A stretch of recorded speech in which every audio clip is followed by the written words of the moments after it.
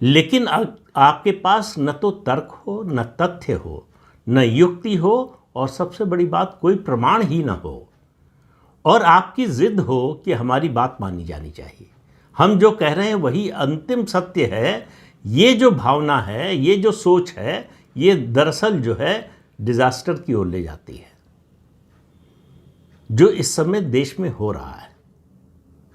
ये तो समझिए कि एक तरह से थोड़ी लंबी भूमिका हो गई। सवाल ये है कि संदर्भ क्या है, किस संदर्भ में मैं ये बात कह रहा हूँ।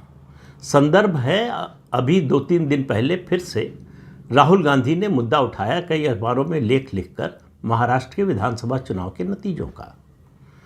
चुनाव आयोग से बहुत सारे सवाल पूछ रहे हैं। जो शीर्षक दिया गया उनके लेख का कि ये जो है फिक्स मैच था, यानी सत्तारूढ़ दल भाजपा और चुनाव आयोग ने मिलकर ये नतीजे फिक्स किए, यानी सत्तारूढ़ दल को और उसके गठबंधन को जिताया और कांग्रेस और उसके गठबंधन को हरा दिया। अब ये बहुत ही ज़्यादा गंभीर आरोप है अगर ये सच है तो, अगर इसमें तर्क है, अगर इसमें तथ्य है, युक्ति है, प्रमाण है। तो देखिए, डेमोक्रेसी में या किसी भी सिस्टम में कुछ भी करने का, या कोई सुधार करना चाहते हो या अपनी बात रखना चाहते हो आप, तो उसकी एक प्रक्रिया होती है।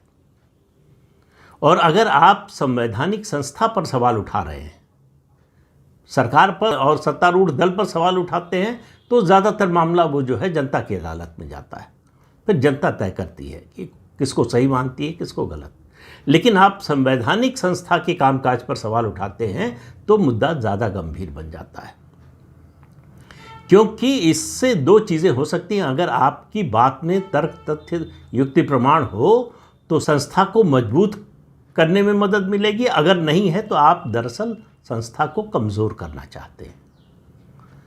अब अगर कांग्रेस पार्टी और राहुल गांधी मानते हैं कि ये चुनाव फिक्स था, इस चुनाव में बेईमानी की गई, धांधली की गई, तो उनके सामने विकल्प क्या थे?